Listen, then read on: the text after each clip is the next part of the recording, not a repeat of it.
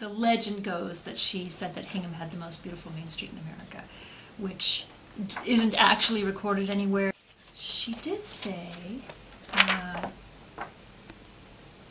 I could think of nothing lovelier than an old New England street after a snowstorm. Snow piled up on either side of the road, the heavy bare branches making a delicate tracery against the blue of the sky. And that just happens to be Hingham's Main Street in the snow. So, you know, gets close to the mark. Mostly of photographs of Hingham that she had taken during the years she lived here, and some from that very visit of Eleanor.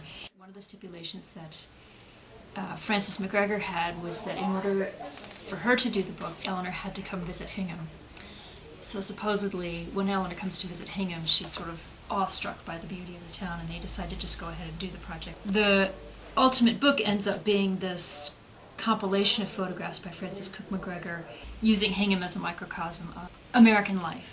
You know, Eleanor's caption is "Children Go to School," and here we have a schoolroom, one of the Hingham's public schools around that time. And our text for the exhibit, also, in addition to sort of showing what Eleanor's trying to emphasize, also identifies who the individual children are in this adorable little photo.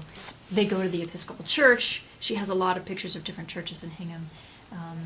And Frances was on hand to take a picture of people coming into the Episcopal Church down the street on one of those occasions. What else? Hingham's old library, which doesn't exist anymore. Eleanor's caption is, "They are free to learn." And again, we have folks in town who've identified who all the people are in this. So we think that the exhibit's going to be a lot of fun. We have a few old-timers in town who have copies of the book and who have annotated them. And then there are some people who just remember.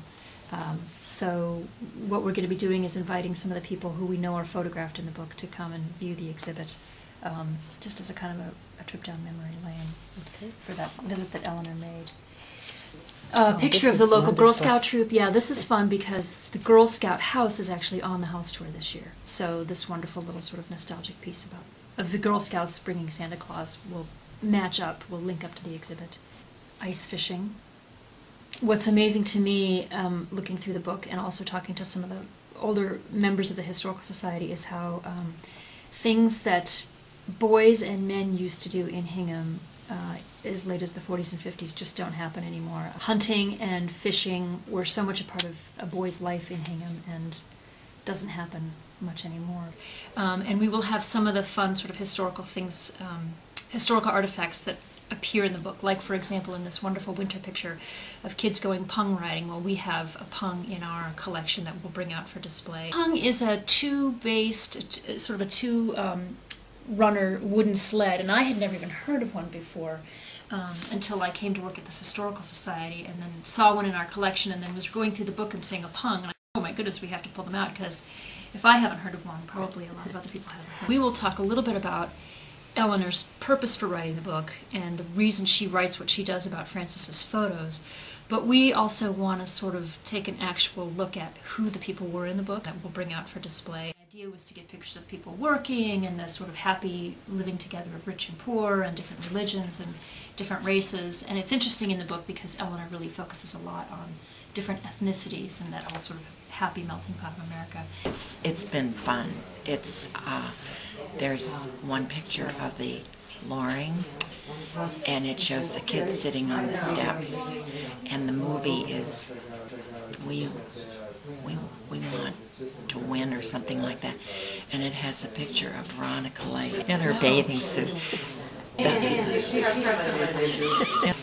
The steps are just filled with boys. There's not a girl in sight. They're just really fun stories of Hingham.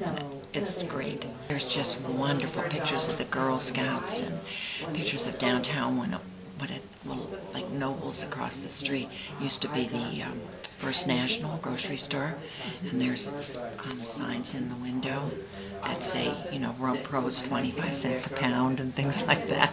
It was passed to my husband from his mother. It was obviously a very cherished book, and he kind of took it for granted. And then one day we pulled it out and realized what a treasure it truly was.